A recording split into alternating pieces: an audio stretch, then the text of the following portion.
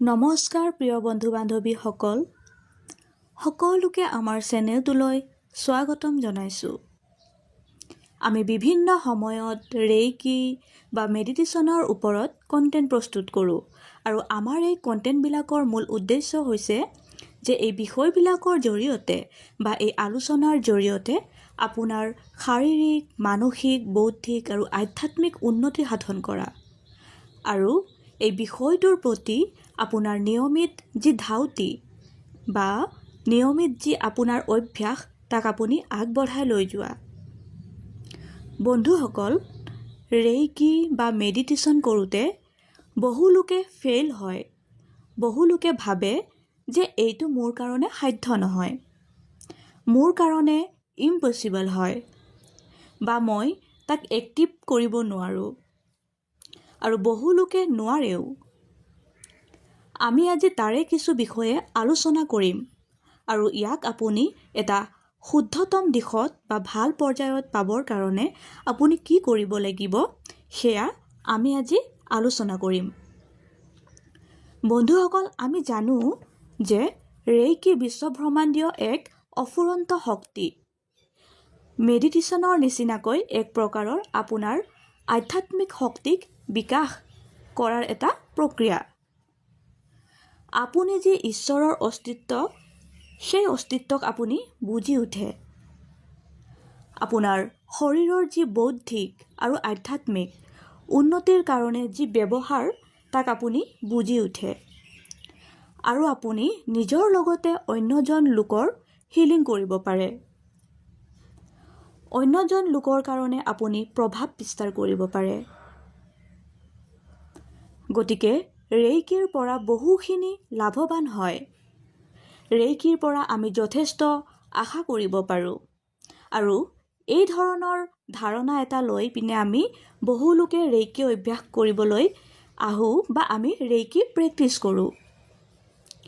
কিন্তু আমি ৰেইকিক যি বিশ্বব্ৰহ্মাণ্ডীয় শক্তি বা ঈশ্বৰীয় শক্তি, শিৱ শক্তি, আমি যি নামেৰে নামাকৰণ নকৰোঁ, এই ঈশ্বৰীয় শক্তিক বা যি বিশ্বব্ৰহ্মাণ্ডীয় শক্তি, এই শক্তিক আপুনি যদি খুব স্বাৰ্থপৰ, খুব ব্যক্তিগত আকাংক্ষা বা ব্যক্তিগত ঠিক লোভ লালসাত যদি আপুনি অভ্যাস কৰে, প্ৰথমতে আপুনি তাক এটা ভুল দিশত লৈ যোৱা নিচিনা হ'ব। সেইকাৰণে আমি এটা শ্লোক বাৰে বাৰে কওঁ, সেইটো হৈছে অহংকাৰং বলম দৰ্পম কামং ক্ৰোধম পৰিগ্ৰহম ইত্যাদি বিষয়বিলাকত আপুনি অধিক পৰিমাণে লগত লৈ আপুনি যদি অভ্যাস কৰে, তেতিয়াহ'লে নিশ্চয় আপোনাৰ গৰ্ব হ'ব, অহংকাৰ আহিব আৰু আপুনি ৰেইকিক অন্য এটা ৰূপত আপুনি দেখা পাব বা আপুনি অন্য এটা ৰূপত তাক আপুনি ব্যৱহাৰ কৰিব পাৰিব। আমি মেডিটেশ্যনত যি ধৰণে নিজৰ যি মানসিক স্থিতি, এই স্থিতিটো আমি ষ্টেবল কৰোঁ, সুস্থিৰ কৰোঁ। আমি আমাৰ শৰীৰৰ যিবিলাক উশাহ নিশাহ প্ৰক্ৰিয়াৰ পৰা প্ৰতিটো তন্ত্ৰ, প্ৰতিটো আমাৰ যি অংগ, তাক আমি সুস্থিৰ অৱস্থালৈ লৈ আনো। ঠিক সেইধৰণে ৰেইকিৰ জৰিয়তে আমাৰ যি ছাবকনচিয়াছ মাইণ্ডৰ যি ক্ষমতা, ছাবকনচিয়াছ মাইণ্ডৰ যি পাৱাৰ, তাক আমি বেছি পৰিমাণে বিল্ড আপ কৰোঁ, ইনক্ৰিজ কৰোঁ। আমাৰ যি 7টা চক্ৰ, সেই 7টা চক্ৰৰ যি ক্ষমতা, তাক আমি ডেভেলপ কৰোঁ, তাক আমি অভ্যাস কৰোঁ। আমাৰ যি 24টা পইণ্ট থাকে, সেই পইণ্টছক আমি আৱিষ্কাৰ কৰোঁ। 24টা পইণ্টক আমি কেনেকৈ অভ্যাস কৰিব লাগে বা অন্য এজন লোকক হিলিং কৰিব লাগে ইত্যাদি বিষয়বিলাক আমি ইয়াতে আলোচনা কৰোঁ। গতিকে সেইফালৰ পৰা দেখা গ'ল যে ই আপোনাক শাৰীৰিকভাৱে, মানসিকভাৱে, বৌদ্ধিকভাৱে আৰু আধ্যাত্মিকভাৱে উন্নতি কৰে।